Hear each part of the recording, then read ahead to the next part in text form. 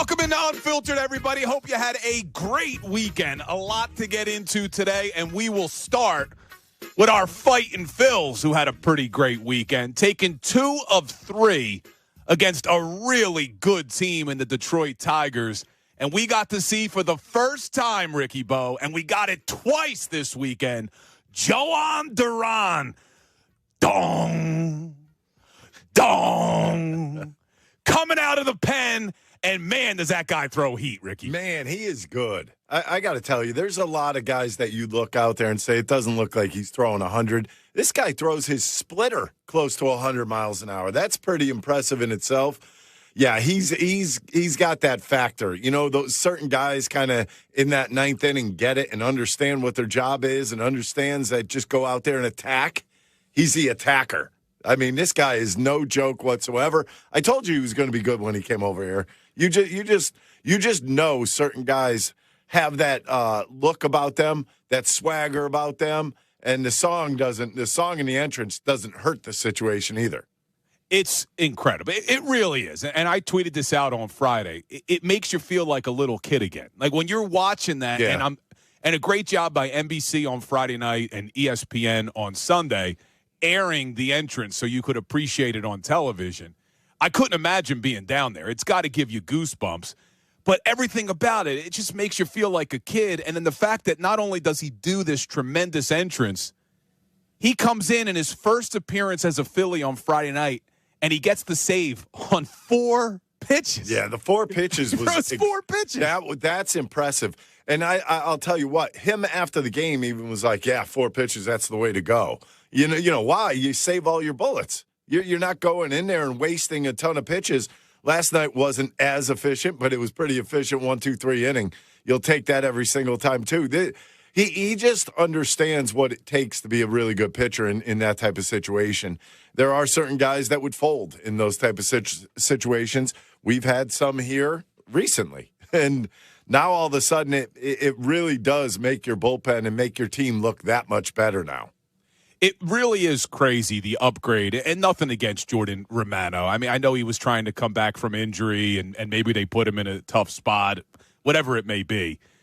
The upgrade from Romano to Duran, it's incredible. Like, think about the feeling you had when they made the call to the pen for Romano versus the feeling you have now when the lights go black and you hear the Undertaker gong, and awesome. then all of a sudden – Duran emerges from the bullpen. It's incredible. And I was looking at some of these numbers. Listen to this, Ricky. Already in 2 appearances, Johan Duran has thrown 4 of the 5 fastest pitches by a Phillies pitcher since they started tracking it in 2008. He threw one yesterday that was 103.3. That's the fastest ever. He threw one of 102.7. And he had 2 of them at 102.5 that tied Jose Alvarado. He's already thrown 4 of the 5 fastest pitches since 2008. That's pretty impressive. And, I mean, when you think about his first night where a lot of splits, last night was completely different. He came out with a lot of fastballs. So, you know what? I understand he throws hard. He knows he throws hard, but he's not even – I bet you he's not even trying to do that. I think this is just an adrenaline rush. I mean, you're coming into 44,000 people every night. Last night's a national TV game. They know that. And he goes out there and he just pumps it up. I mean, that's what you want from your closer. A guy in there with no fear, just letting it loose. That's awesome. He makes it look easy. And you just talked about coming in front of that Philadelphia crowd. Mm-hmm. He talked about that after the game yesterday, about what it's like to run out in front of the Philadelphia fans. Listen to Johan Duran. Have you been surprised a little bit by just how much they've embraced you so far? Yeah, because, the last time I played here, I play on the other side. It's not fun, Like, and this side is more fun, I feel more energy. Like, I feel electric when I come in, and I feel excited to throw in the 3 out. I love this guy, man. Plain and simple. Plain and simple. They fire me up, and I like getting the 3 outs. I'm not a jersey guy. I don't usually get jerseys. I don't know, man. I may need the 59 Johan Duran jersey. This guy is unbelievable. It's so nice now knowing. Like, we're watching that game last night, and Sanchez is throwing a gem. And the question is, okay, what are you going to do in the ninth? Because Sanchez was still under 90 pitches. Yep. But previously, before they got Duran, it would have been a no-brainer. You got to bring Sanchez out because I don't trust anyone else that you're going to bring out. But last night, I'm like, no, go to the guy you went out and got. Why not go to the closer? You know he's going to shut it down.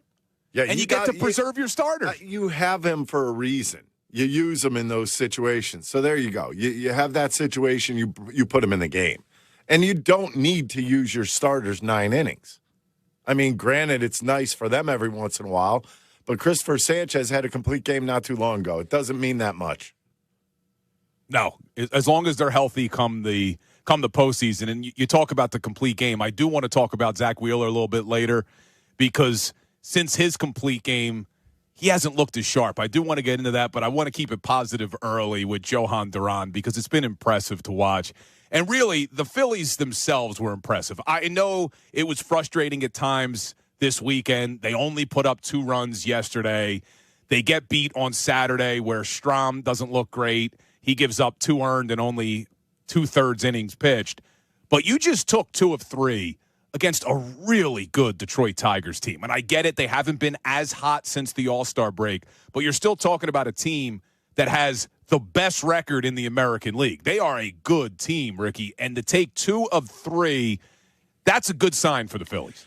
I think it's a really good sign. I mean, because you know that Detroit team's pretty good. Obviously, Skubal is incredible. I know he had the 1 bad inning against the Phillies, but besides that, he was really kind of mowing the Phillies down. And, I mean, if you took him out of the equation, I think the Phillies would have swept that team. And it's funny because the one thing that's very noticeable to me is what are the team's weaknesses that you play? That Detroit Tigers bullpen sucks. And it's just downright bad. Those guys, and I want you to look at the difference sometimes. You have Kirkring go in. You have a guy like Duran go in. I mean, the one thing about these guys is they're going in with no fear. You look at some of these other teams, they're scared to death. They have their diapers on out there. They don't want to be out there for certain situations, especially in Philadelphia. I don't know if it's the fear of the Phillies lineup with the Schwarber, the Harper. I don't know. But I will tell you this much. I watched Detroit's bullpen, and they were scared to death. Yeah, and it was a good job by the Phillies. I get it. You're right. The bullpen for the Tigers isn't their strength. But it was a good job, especially on Friday night. You fall down 3-0 early. You come back to tie it up. Then Kirkring gives up the home run. So now you fall down 4-3, and you battle back again to take the lead. I like that. I get it. Their bullpen is weak, but you still have to give the Phillies credit for taking advantage of the other team's weaknesses because, let's face it, not every team is going to be perfect with a starting rotation and with a bullpen and a strong lineup. I know we're so hyper-focused on the Phillies as we should be. We're a Philadelphia fan base, a Philadelphia sports radio station. But that goes to show you right there, Ricky, as good as the Tigers are, they have a weakness too. And it just so happens that their weakness is their bullpen. And they didn't get Johan Duran at the trade deadline like the Phillies. No, they got 5 right-handed pitchers, which I think is odd. I mean, okay, we need a righty. Let's get 5 of them. I mean, that's a little weird to me. But the Tigers, they do battle. I will say that much. Their offense is pretty good. They swing the bats. I saw some screwy stuff, though, over the weekend, like pinch hitting for your number 3 hitter. I saw that twice. There was some interesting things. And I also got to give them credit, though. Their defense was incredible this weekend. Riley Green out in left field. That play he made in left on the left field line. Oh, he made some great plays. And then the one on, was it Bryson Stott that he robbed last night? Yeah. Yes. It's him. And he almost got killed by the center fielder. It looked like he got kneed in the back of the head, still made the play. But look, the Phillies defense was nothing to slouch at either yesterday. Bryson Stott with a great play up the middle. And then you had Edmundo Sosa, although he throws the ball high. Bryce Harper makes a great play to catch it and get his foot down on the bag to get the out. And then how about the play of Sosa coming home on the play where the infield was in and the runner for the Tigers, as he's taught, goes inside the base path to try to block the throw. Sosa anticipates it, throws it on the other side. Realmuto's already knowing what Sosa's going to do. I mean, it was really good baseball. It was fun to watch. Yeah, but that's what you get when you have 2 decent teams or 2 good teams playing.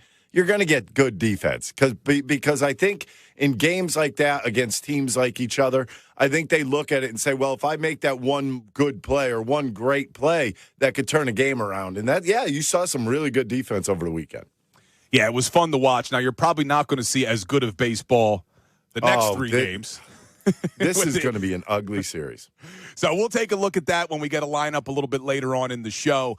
I also do want to talk about Zach Wheeler and his outing on Saturday because we're not sounding the alarms, but something to just be aware of, especially when it comes to his velocity. It hasn't been where it was to start the year. We'll talk about that as well. We'll give you our Eagles training camp observations. I was down there this morning. Andrew DeCecco will be joining the show around 4:25 to give his observations.